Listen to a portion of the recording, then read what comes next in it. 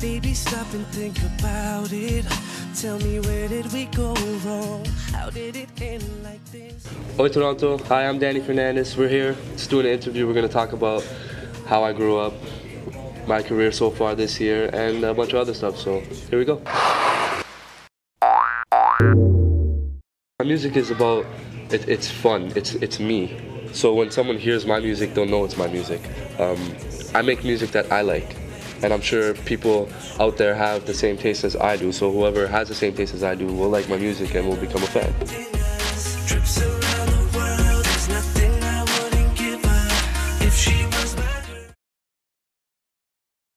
My parents put me in dance classes. I was like 6 years old.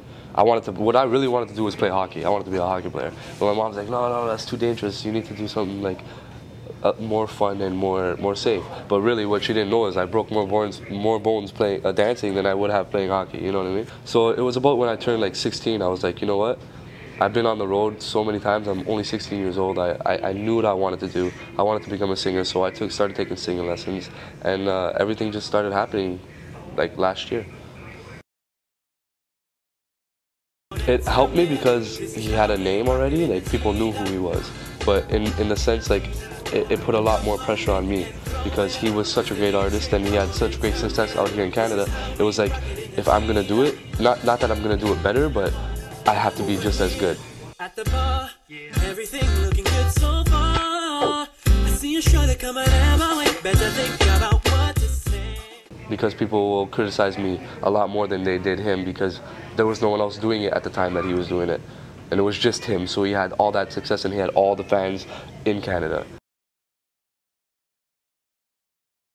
Every day someone's comparing me to him, but it's like, it's not a bad thing. I mean, he's not a bad person to be compared to. I mean, he was the best at this time, and to be compared to him, not even be compared, but to be, yeah, I would say be compared, it's a great feeling. I mean, he was the best, and to be compared to someone that I love and someone close to me, it's a great feeling, so they can compare all they want.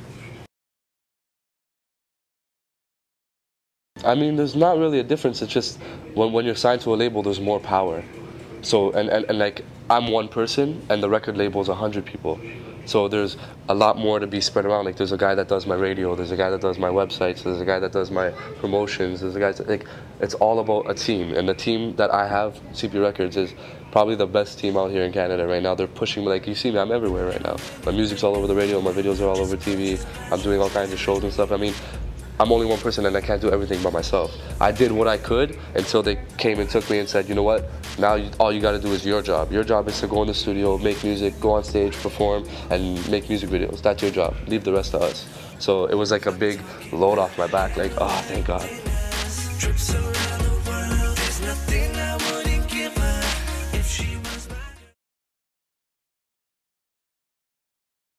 We were in there for literally like 3 months straight.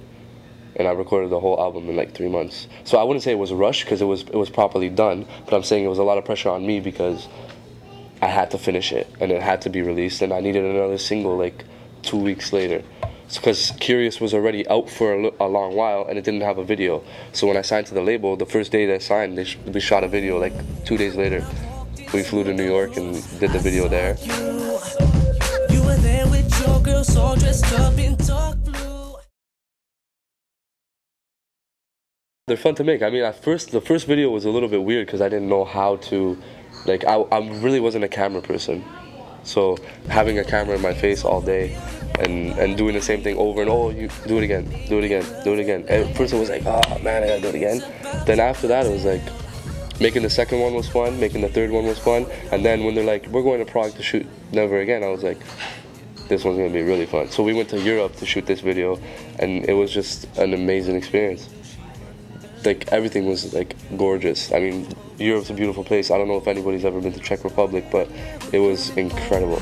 So baby, don't call, 'cause I won't answer the phone. Stay out of my life, baby, just leave me alone. And it's such a shame. But I don't get that much say.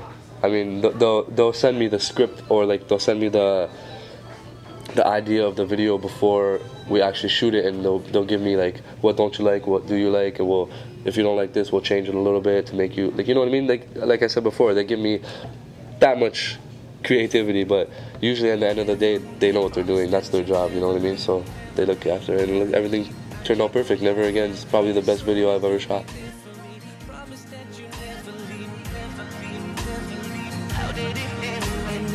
Closing the door, threw my heart on the floor. I don't love you no more. That's why It's my background. It's where my family's from. Most of my fans are Portuguese. I mean, I try to do as much Portuguese festivals and stuff like that as possible. I mean, I love my Portuguese people. They love me. They support me. They support my family from day one. Like my brother was, he sang Portuguese music before he sang English music. I'm trying to get one of my songs, like my next single that I release here in Canada, I'm trying to get a translator to translate it in Portuguese so I can do a Portuguese version of it and send it to all the Portuguese radio stations and stuff like that, but it's hard. El bicho, something like that, right?